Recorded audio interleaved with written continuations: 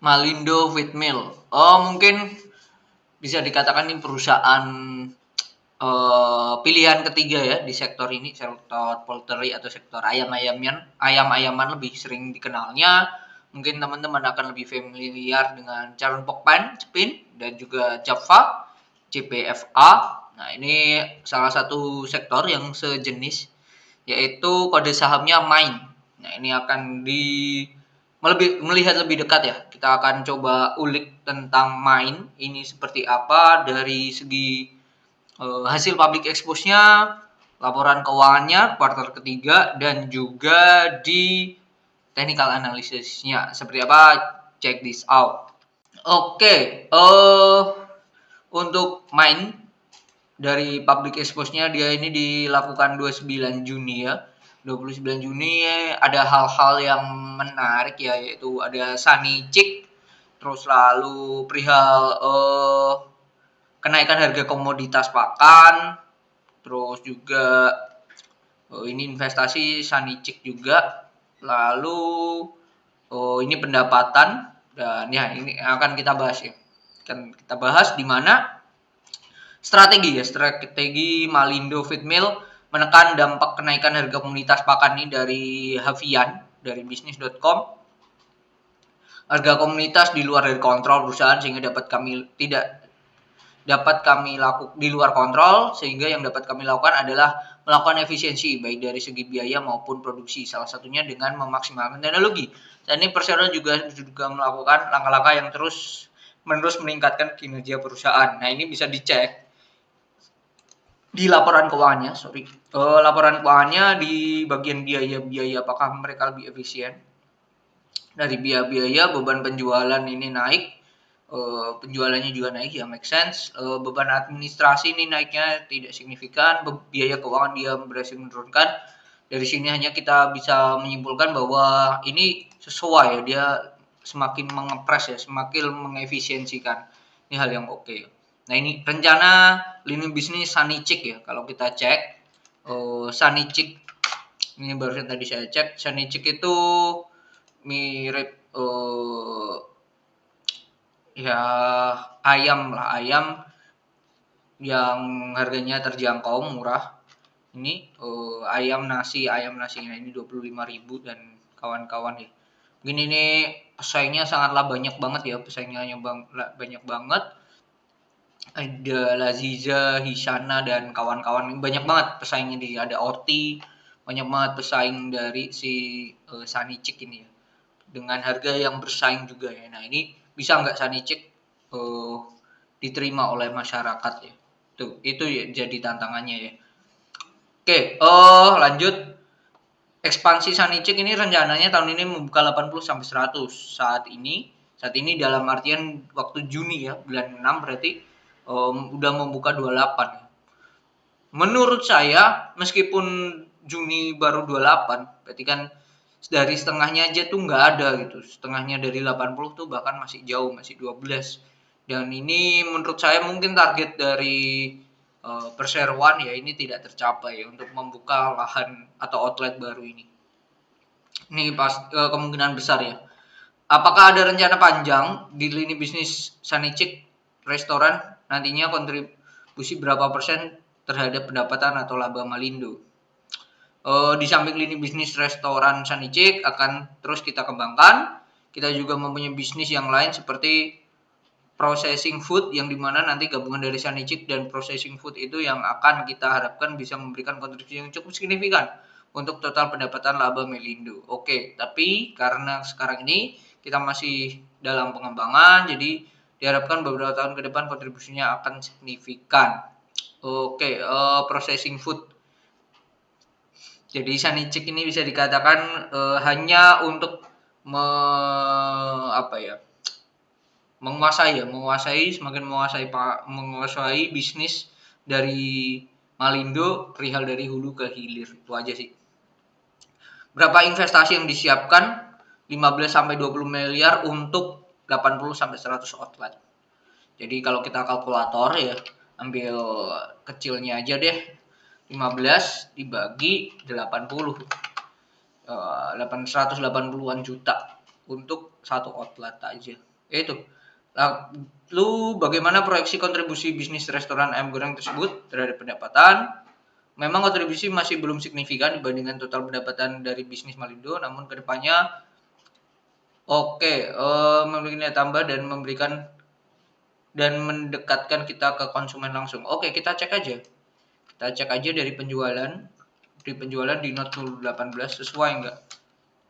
Nah, ini di sini di sini tidak ada itu ya. Saya kurang tahu juga apakah Sanechik ini masuk ke lain-lain ya. Kalau lihat dari ini sih harusnya masuk ke lain-lain sih. Sanechik. Itu sih.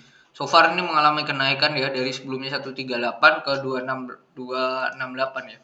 268 kurangi 138. 130 hampir 100% kenaikannya. Hampir 100% which is good. Hanya makanan olahan yang mengalami penurunan. So far lainnya mengalami kenaikan. Bahkan pakan ini naik signifikan. Oke, lalu lanjut.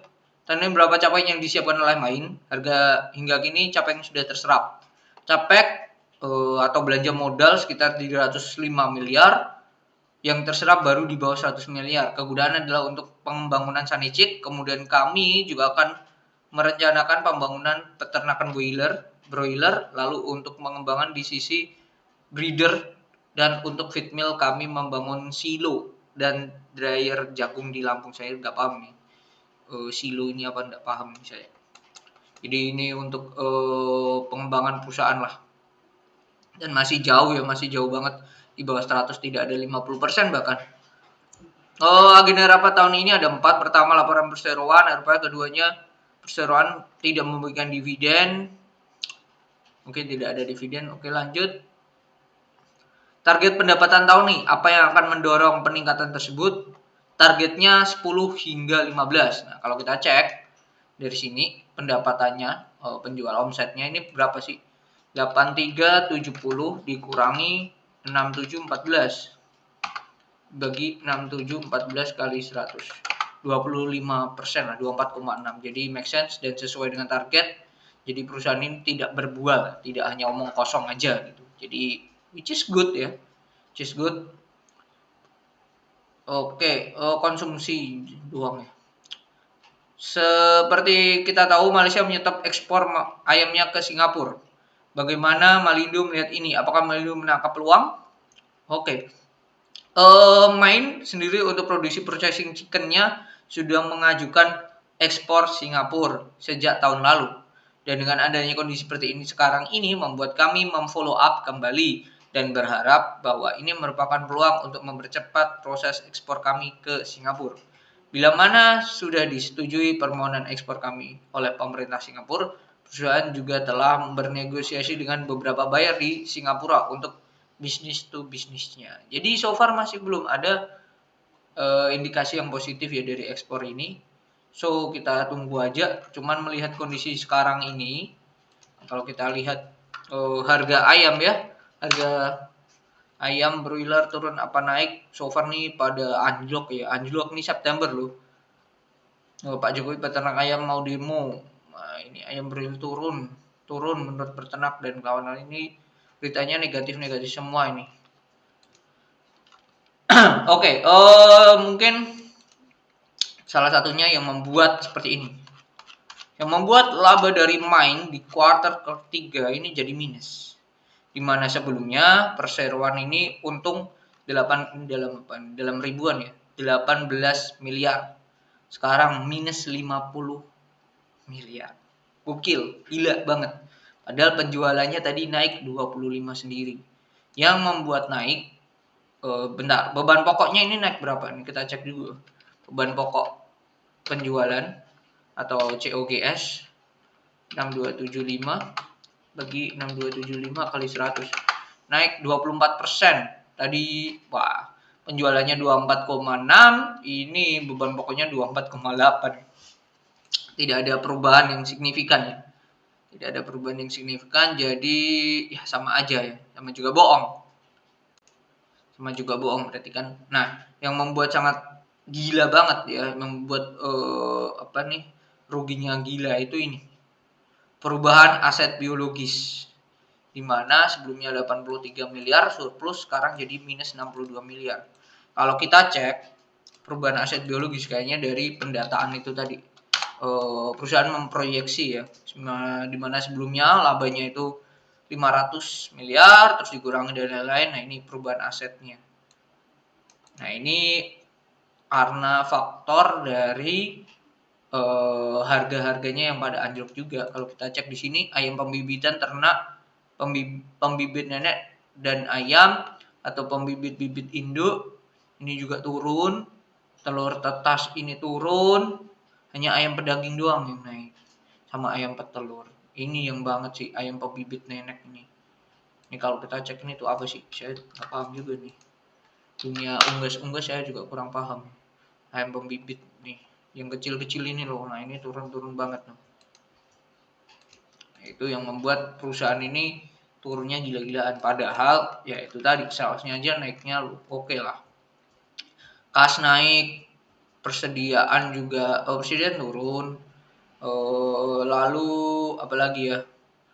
Hutang kalau kita lihat hutang ya sekilas aja ya, pinjaman bank jangka pendek ini juga naiknya wih gila. Pinjaman bank lagi ini 500. So far pinjaman bank nih yang di depan mata dengan nominal yang gede banget, yang berbunga lah ya terutama. Ini sama ini kalau di total 2 miliar, 2 triliun. Wow. 2 triliun hutangnya untuk jangka pendek. Wah gila banget nih. Gila nih. Main gila jangka pendek lu. Jadi kan kelar deket-deket ini. Gila nih. Gila, bahkan ada dolar ya kepada EOB, tapi tidak signifikan nilainya. Yang signifikan tuh itu si ini PCA ya 1,4 gokil. 1,4 T. Gila gede banget nih. Ya itu gede banget pinjamannya. So far ini perusahaan dari segi kesehatannya, utangnya dan asetnya, kalau saya boleh kata jujur ini sangatlah bahaya untuk jangka pendek ya. Bahaya perusahaan ini. Oke, that's why kalau dia pun mengalami penjualan yang naik ya, beban pokoknya juga COGS-nya juga naik gitu. Jadi masuk 25 keluar 25 kan tadi hitungannya kayak gitu. Jadi tidak jauh bedanya. Kalau kondisi sekarang main itu kondisi untung apa rugi sih? Kondisi untung atau rugi. Kondisinya murah atau mahal. Kondisinya sekarang PI-nya 18. Hiraukan aja minusnya. 18, PBV-nya ada di 0,62 gitu.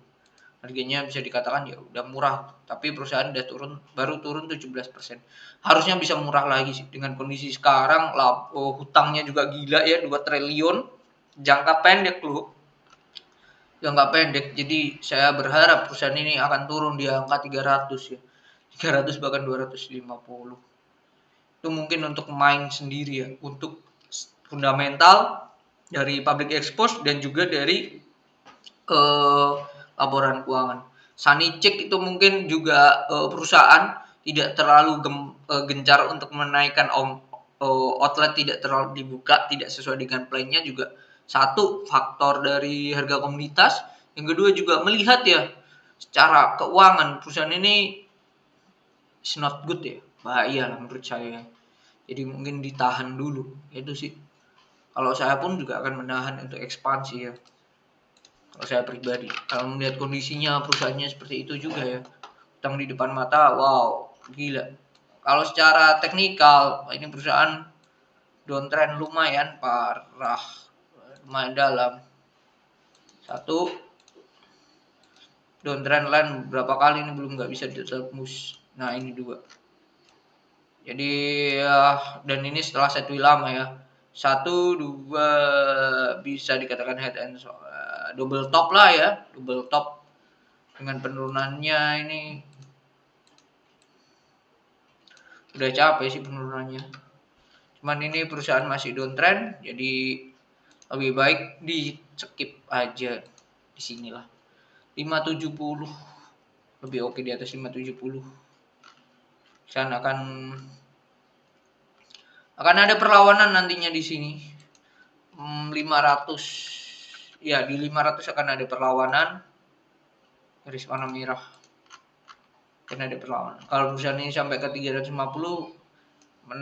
bolehlah dipantau-pantau dulu aja.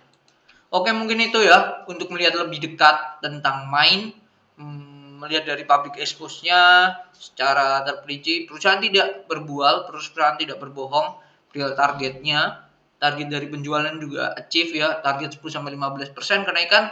Di kuartal ketiga mereka berhasil naik 25%, menekan efisiensi pengeluaran bisa, juga biaya keuangan dan lain-lain bisa. Tapi untuk menekan COGS ya ini masih nggak bisa ya. Karena ya penjualan naik, COGS-nya biasanya sering juga naik gitu. Nah ini kalau kita cek ya, apa yang membuat naik ya beban penjualan, beban pokok penjualan. Beban pokok penjualan perusahaan ini paling banyak di mana sih? Paling banyak di, aduh mana nih? Beban pokok penjualan. Bahan baku yang digunakan gimana udah? Gak bisa. Sedangkan yang lainnya masih bisa ya, pemeliharaan ini naik tidak signifikan. Bahan bakar nih naik juga ya, pengaruh pertalite, bahan bakar ya, bahan bakar ya naik juga ya, biaya pabrik biasa ditekan, transportasi, sewa, yang lainnya bisa ditekan ya. Hal-hal komoditas lainnya yang nggak bisa, yaitu bahan bakar dan juga bahan baku yang digunakan. Jadi sesuai dengan apa yang diomongkan oleh perseroan juga dalam public expose, cuma yang jadi tanda kutip dan tidak dibahas lebih detail, tidak ada yang bertanya di public expose adalah perusahaan hutangnya gila nih.